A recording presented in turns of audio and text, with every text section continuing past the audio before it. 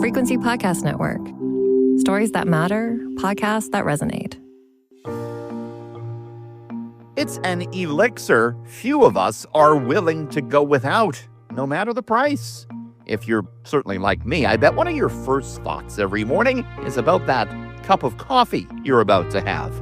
Canadians, on average, drink 2.7 cups of coffee a day. But the morning pick-me-up is costing an awful lot more right now. Ground coffee prices in Canada have surged 19% since the start of 2025.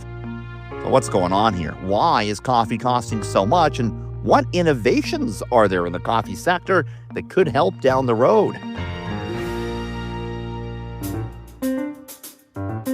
Joining us here on The Big Story to discuss it all is Robert Carter. He's the president of the Canadian Coffee Association. Robert, thanks for being with us here on The Big Story. Hi, Richard. Thanks for having me. You're one of the foremost experts on coffee in Canada, so we're turning to you to ask you just what's with this Java Jolt? Why is the coffee in the grocery store that I go to buy, why is it so expensive these days, Robert? Coffee, green beans are a commodity, and the commodity prices of coffee have been artificially really driven up on the market. There's been some production issues in places in South America and Brazil and whatnot through droughts, and climate change is definitely having an impact. So that's resulting in a higher price for that green bean overall. So that's really impacting the pricing that consumers are experiencing now. And these commodities from a coffee standpoint are purchased generally 6 months to a year in advance. So we're starting to see some of those stockpiles of green beans through the roasters and whatnot deplete, and they're now having to buy at this higher prices. So that's one of the key factors that's driving that price up. Then there's, I guess, Donald Trump. To what extent are tariffs impacting the price of my morning coffee, Robert?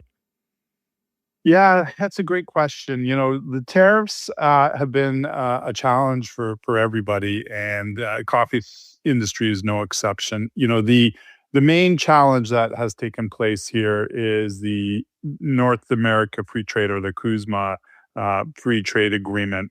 And we know that when this whole tariff war started, that there were some exemptions that were given, CUSMA compliant and whatnot.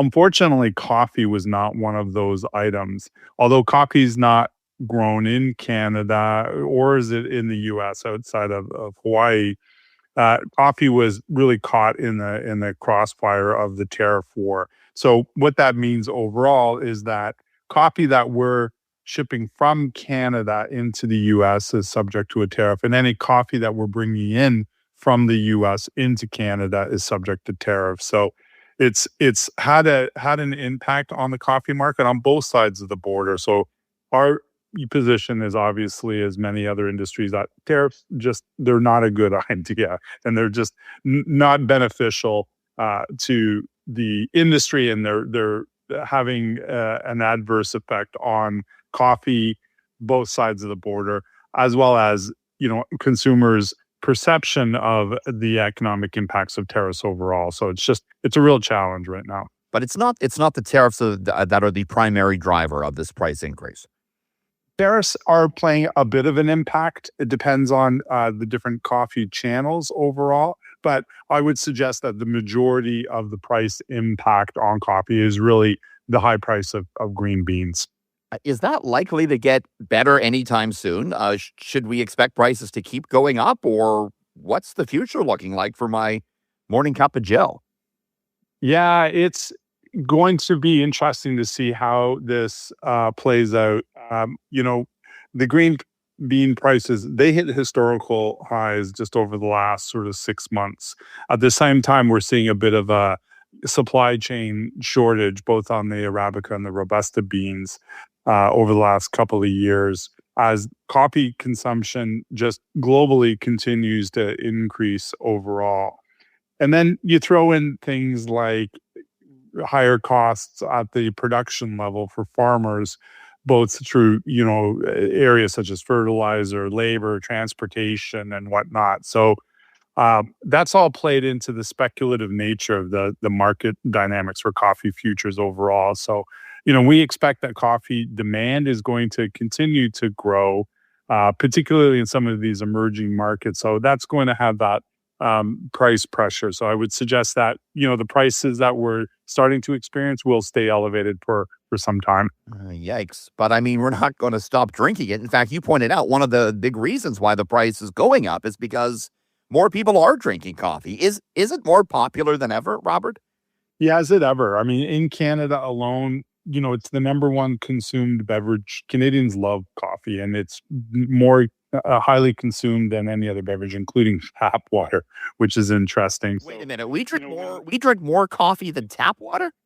we drink more coffee than tap water, which is fascinating. So, the percentage of the population in Canada that had a cup of coffee, yesterday, according to our research, is almost 80% of the population overall. So, it's a very highly consumed beverage in Canada. But on the global stage as well, we are starting to see increased consumption from a global standpoint. So I don't think that consumption is going to decrease anytime soon, and so that's going to continue, to put pressure on that supply chain.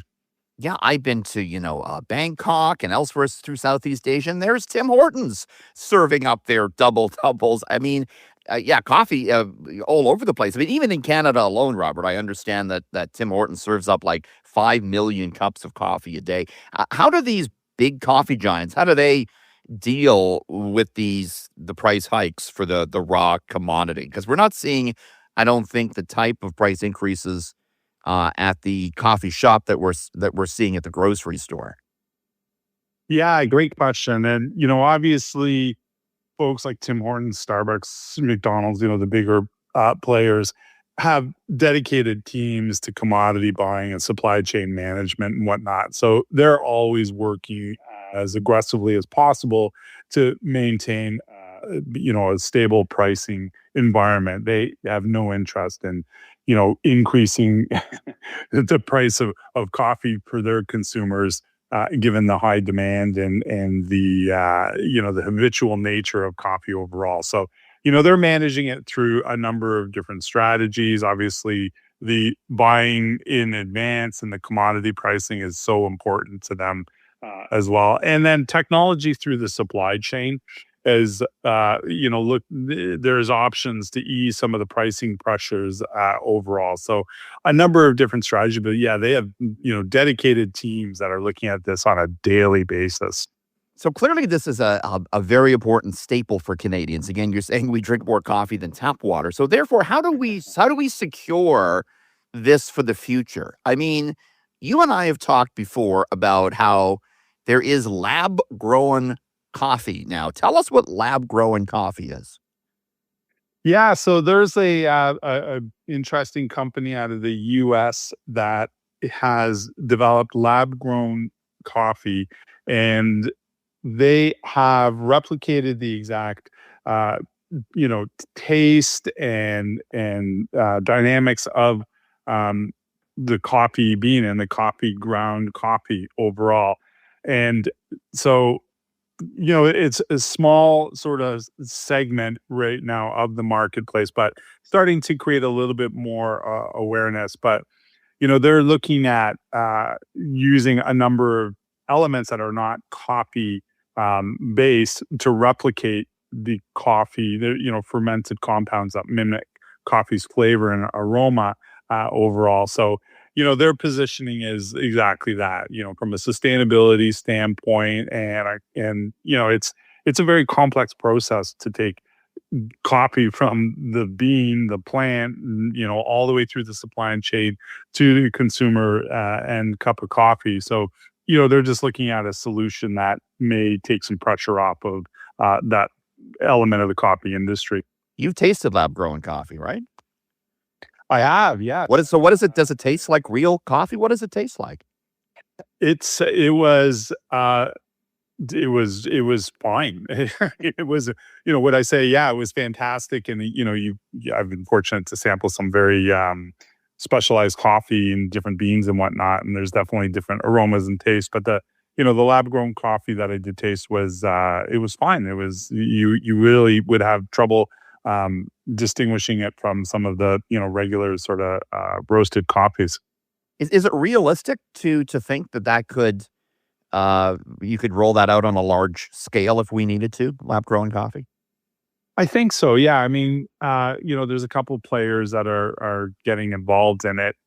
Lots of interest out looking at how this process is working and the success that they're getting. So, I think we're still uh, at the very infancy stage of this lab grown coffee, as we are with lots of other sort of lab grown different food products and whatnot. But as the technology and more resources go into it, this could be a substitute for, the increasing demand for coffee from a global standpoint.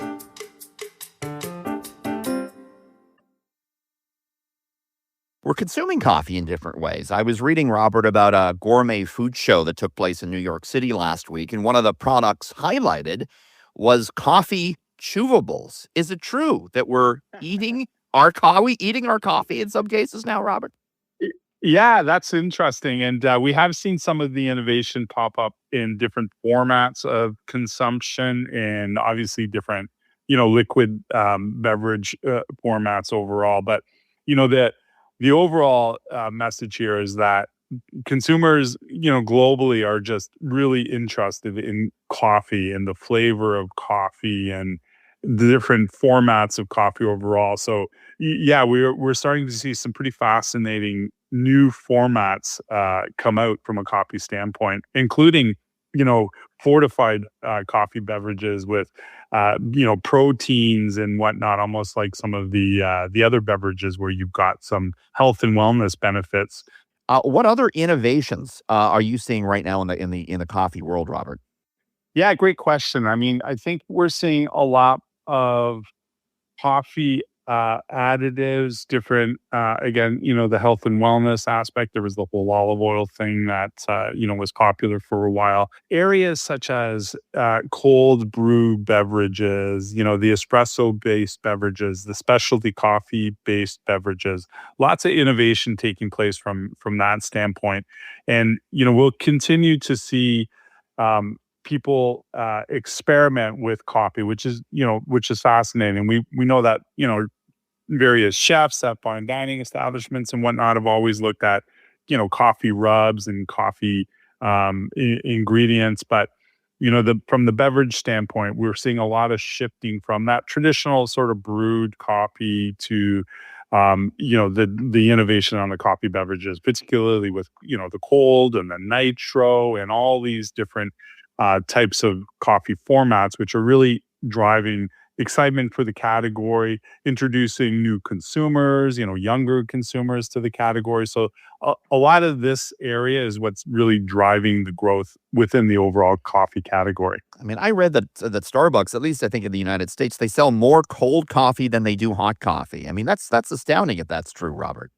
Yeah, I've seen that stat come out in the US as well. With that dramatic growth. And it's there is definitely a peak within, obviously, you would expect the warmer months, but we are seeing a lot of the cold coffee stabilize in terms of, fluctuation and seasonality and whatnot. So, yeah, and, players like Starbucks and other specialty coffee players have been the leader in introducing and presenting these types of innovative products to the market. And coffee's never been more popular at the bar. I mean, the espresso martini showing no signs of becoming any less popular than it already is, right, Robert? Yeah, that's you throw in other trends such as declining alcohol consumption overall, right? Like alcohol consumption just continues to decline, particularly amongst younger consumers. And they're shifting to coffee-based beverages. Yeah, the espresso martini is super popular.